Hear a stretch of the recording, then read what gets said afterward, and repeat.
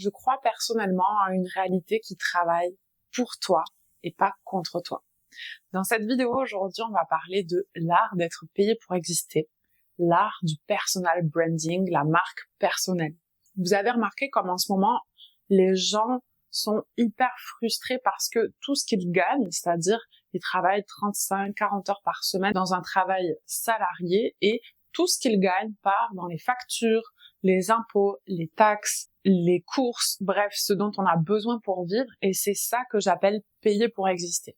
C'est qu'en réalité, on passe 40 heures par semaine à travailler, donc à donner de notre temps, qui est notre bien le plus précieux, de mettre notre force vitale, notre âme en action, pour un travail dont finalement il ne va rien nous rester.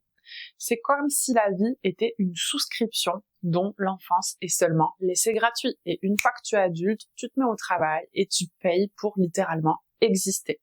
Aujourd'hui, je vais vous partager l'autre approche, celle où on connaît les règles du jeu et on les utilise à notre avantage pour non seulement récupérer notre temps, la force vitale et notre âme, mais aussi être payé pour exister.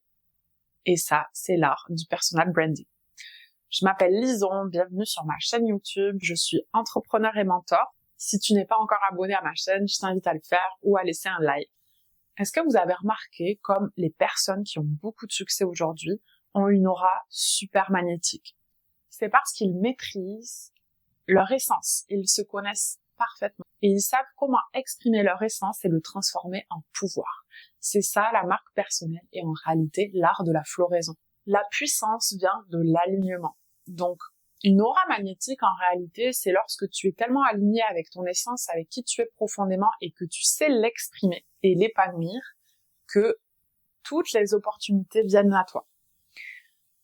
Aujourd'hui, beaucoup de femmes qui veulent travailler dans le bien-être, créer leur activité, créer leur entreprise, ne maîtrisent pas cet art-là. Ce qu'il faut de suite comprendre avec le personal branding, avec la marque personnelle, avec la floraison, c'est que l'univers ne récompense pas ton intention, ton potentiel, ton essence. Ce que l'univers récompense, c'est le courage, l'audace et de dépasser la peur.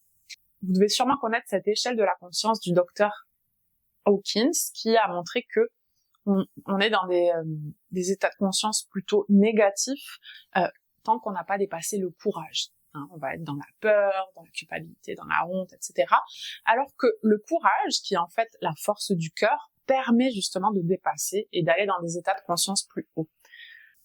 En réalité, l'art de la floraison, c'est une voie initiatique. Cette voie, c'est vraiment pour les personnes qui ont du courage, de l'audace et qui sont prêts à enfin exprimer leur essence.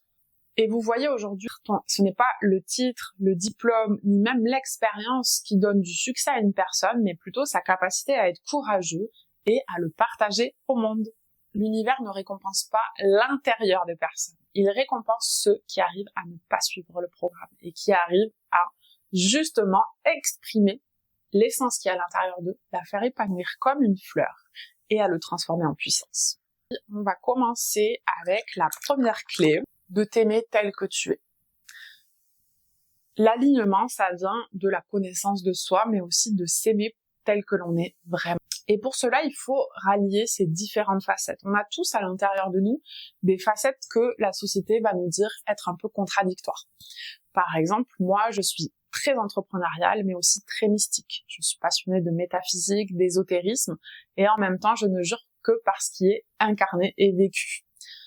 Donc, ça peut sembler contradictoire de prime abord parce qu'aujourd'hui la société est plutôt divisée en ou les gens spirituels ou les entrepreneurs, mais moi je rallie ces deux facettes. Et bien sûr, on est très complexe, la personnalité humaine et la vie intérieure humaine est très complexe, pleine de différentes facettes, mais l'art de la floraison et de la marque personnelle, c'est de connaître ces facettes à l'intérieur de soi, de les assumer et même encore mieux, de les revendiquer. Quand on fait ce travail, on trouve l'alignement et surtout, on passe dans l'espace du courage. C'est-à-dire que pour s'aimer tel que l'on est vraiment, même quand les gens nous trouvent bizarres, même quand les gens ne nous applaudissent pas et ne nous valident pas, eh bien c'est ça le vrai amour de soi. Et aujourd'hui, c'est un concept hyper populaire, l'amour de soi, mais en réalité, si tu ne te mets pas en confrontation avec la réalité, c'est-à-dire réussir à dépasser véritablement tes peurs, eh bien, tu restes dans un amour de soi mental, c'est-à-dire conceptuel, il n'est pas incarné. Dans la marque personnelle,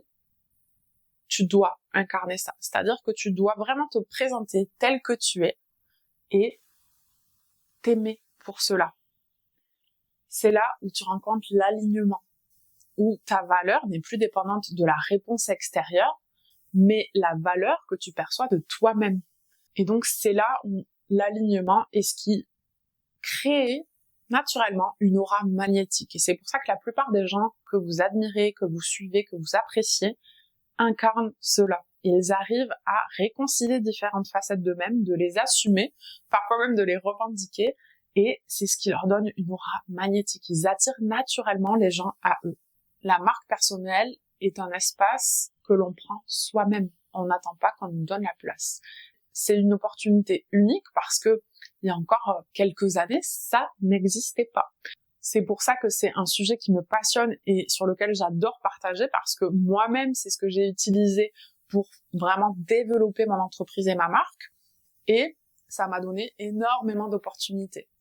Donc je pense aujourd'hui que la marque personnelle, l'entrepreneuriat, c'est vraiment une voie pour les personnes qui justement ne veulent pas suivre les règles du jeu, ne veulent pas payer pour exister et veulent assumer en fait leur unicité, l'essence qui leur a été donnée et qu'ils doivent déployer. Donc voilà pour ce premier point, s'aimer tel que l'on est. C'est vraiment la base et c'est pour ça que l'entrepreneuriat c'est une voie initiatique parce que tu es testé chaque jour sur cela. Maintenant le deuxième point, ça va être de créer sa marque comme une œuvre d'art. La marque personnelle, c'est ton chef-d'œuvre en réalité, dont tu es à la fois le sujet et l'artiste. Tu rentres dans un rôle de créateur et non plus d'exécutant. Quand tu es salarié, tu travailles pour la vision de quelqu'un d'autre. Quand tu crées ta marque personnelle, tu crées la vision et tu l'exécutes en même temps. Donc pour créer ta marque comme un chef-d'œuvre, il te faut savoir expliquer qui es-tu, quelles sont tes valeurs, qu'est-ce qui est important pour toi et pourquoi est-ce que tu te mobilises. C'est quoi qui est à l'intérieur de toi tellement puissant, tellement vivant que tu veux l'exprimer au monde entier. C'est aussi ton expertise. Quelles sont tes expériences des dernières années? Quels sont les talents pour lesquels tu es reconnu, quels sont tes talents, ce qui te rend vraiment unique? Et aussi, quelles sont les vertus que tu incarnes? Est-ce que c'est la douceur, le courage, la joie, la créativité, la bienveillance? Il y a ces vertus à l'intérieur de toi que justement l'entrepreneuriat et la marque personnelle te donnent l'opportunité de partager et d'incarner véritablement pour aider les autres. Donc en réalité, on peut voir sa marque personnelle comme un vaste espace de jeu dans lequel on peut créer l'univers visuel, l'atmosphère, l'ambiance, les valeurs, le message et surtout ce que ça va apporter aux autres. Avoir un œil artistique lorsque l'on crée sa marque, c'est vraiment super parce que ça va amener un angle de beauté, un angle de raffinement qui est très important. Et en même temps, je vais en parler un peu après, il faut dissocier ce qui revêt de l'entrepreneuriat et de l'art. Il y a une subtilité énorme et c'est la raison pour laquelle beaucoup de femmes n'arrivent pas à aller au bout de l'exercice. Vous savez que énormément d'entrepreneurs ne réussissent pas. Je discutais avec une amie proche qui me disait « Oh, j'ai mon amie qui s'était lancée pour devenir naturopathe, elle n'arrive pas à en vivre, elle va devoir retourner travailler, c'est vraiment dur l'entrepreneuriat. » Oui, c'est une vérité. Parce que en réalité, la majorité des gens ne sont pas prêts à faire ce travail de créer leur marque personnelle, de partager qui ils sont vraiment, leurs valeurs, etc. Et aujourd'hui, c'est terminé, on ne peut plus entreprendre sans partager qui nous sommes vraiment, nos valeurs, etc. Parce que les gens ont besoin de véritables connexions dans un espace en ligne qui est saturé, justement, de vitrines vides où les gens parlent de leurs produits, de leurs services, mais ne montrent pas qui ils sont, ce qu'ils font et ce qui les rend uniques. Donc le troisième point pour créer sa marque personnelle, c'est d'utiliser son mode de vie comme support pour sa marque. C'est-à-dire que la marque personnelle, elle se base sur qui tu es. Donc le slogan de ma marque « Fais fleurir qui tu es », c'est vraiment ça. C'est ne va pas t'inventer une vie. Utilise ton essence, ton mode de vie et ce que tu es et fais-le fleurir. Et vous voyez, la marque personnelle, c'est cet art de sélectionner des choses qui font partie de notre mode de vie et de les mettre en avant dans sa marque. Donc, j'ai une marque de rituel de bien-être autour des fleurs, eh bien, j'utilise ce que j'intègre dans ma vie quotidienne comme les infusions de fleurs et bien d'autres dans mon contenu, dans ce que je partage, dans ce que je transmets. C'est juste logique et ça ne me demande pas finalement d'effort puisque ça fait partie de ma vie et je suis seulement dans une transmission de mon mode de vie. C'est ça, la marque personnelle et faire fleurir qui tu es. C'est pas inventer des choses parce que c'est ça qui te demande de l'effort. Et c'est pour ça que beaucoup d'entrepreneurs font des burn-out. C'est qu'en fait, ils se rajoutent des choses au lieu d'utiliser ce qu'ils font déjà et qui les réjouit en plus. Donc, la marque personnelle avec un regard initiatique, c'est ça. C'est de connaître ce qui est véritablement nous et de le mettre en avant. Et donc, vous voyez, mon univers, il est autour de la floraison. Je suis quelqu'un qui adore m'entourer de beauté, de vivant, de raffinement, de fleurs. Eh bien, je le montre dans mon contenu. Et il y a beaucoup de choses que je ne montre pas parce que la marque personnelle, c'est aussi ça. C'est de choisir ce que l'on montre et de garder des choses pour soi. Et ça revient à ce que j'expliquais juste avant sur la différence entre un artiste et un entrepreneur. L'entrepreneur, il sait ce qu'il va montrer et ce qui va aider les autres. Et il y a plein de choses qu'il garde pour lui. Et moi, c'est mon cas. Je suis quelqu'un qui a énormément de passion, mais j'ai choisi ce que j'allais utiliser dans mon entreprise. Et il y a beaucoup de mes passions et talents que je garde pour moi, pour Dieu, pour ma famille, pour mes amis, et que je ne vends pas. Et ça, c'est vraiment la clé. Beaucoup de gens pensent que la marque personnelle, c'est un fourre-tout où on vient mettre tout ce que l'on est et on le met au devant de la scène. Pas du tout. C'est un art, justement, de savoir à l'intérieur de soi ce que l'on est prêt à échanger contre de la valeur et ce que l'on veut garder pour soi. C'est une subtilité hyper importante qu'il faut absolument maîtriser. Donc le quatrième point, super important, c'est vraiment une base de mon mentorat, c'est de faire un travail sur son histoire, sur qui l'on est et surtout la transformation que l'on a vécue. Parce que je pense qu'aujourd'hui, si tu ne transmets pas ce que tu as véritablement incarné, tu sonnes creux. D'ailleurs, je ne comprends pas les gens qui vont faire des formations avec des gens qui n'ont pas vécu ce qu'ils transmettent. C'est vraiment la base. Donc, pour toi, si tu veux créer une marque personnelle, c'est la même chose. Tu dois vraiment t'étudier et voir ce que toi-même tu as vécu dans ta vie et que tu as transformé. Et il y a plein de choses. Il s'est passé plein de choses dans ta vie. Tu as eu des expériences qui t'ont transformé. Il y a eu des moments où tu t'es dit, mais plus jamais je veux vivre ça de ma vie. Tu t'es mis en mouvement, tu as mis en place des choses et ça t'a transformé. Et la plupart des gens, et donc, lorsque l'on est entrepreneur, il faut bien comprendre ça. Il ne faut pas proposer ce qui te fait plaisir, mais ce que tu as véritablement vécu et qui peut aider les autres. Et qui te fait plaisir aussi. Mais le côté plaisir uniquement, ça ne suffit pas. C'est pour ça que beaucoup de gens n'arrivent pas à vivre de leur activité. En fait, ils sont trop centrés sur eux-mêmes. Et ça, c'est ce que personne ne veut entendre. Donc ça va faire un peu mal, mais c'est la vérité. Les véritables entrepreneurs, pourquoi ils réussissent? Parce qu'ils veulent vraiment aider les autres. Une entreprise qui ne marche pas, c'est parce qu'elle n'aide personne. Et ça, les gens ne veulent pas le voir. C'est la base. Il faut vraiment se remettre en question et être tout le temps animé par le désir d'aider sincèrement l'autre. Et c'est ça qui te fait créer une offre géniale. Pour commencer, il faut déjà être au clair sur toi. Qu'est-ce qui t'a véritablement transformé? Qu'est-ce que tu as fait dans ta vie qui t'a amené à une transformation qui pourrait aider les autres? Donc, dans mon cas, j'étais salariée et je m'éteignais à petit feu parce que, justement, j'étais en pleine expansion de conscience et de mon âme et elle n'avait aucun espace pour s'exprimer, ce qui est le cas pour la majorité des gens qui vivent dans le salariat. Qu'est-ce que j'ai fait? J'ai décidé de créer ma marque, de devenir entrepreneur pour trouver la liberté financière.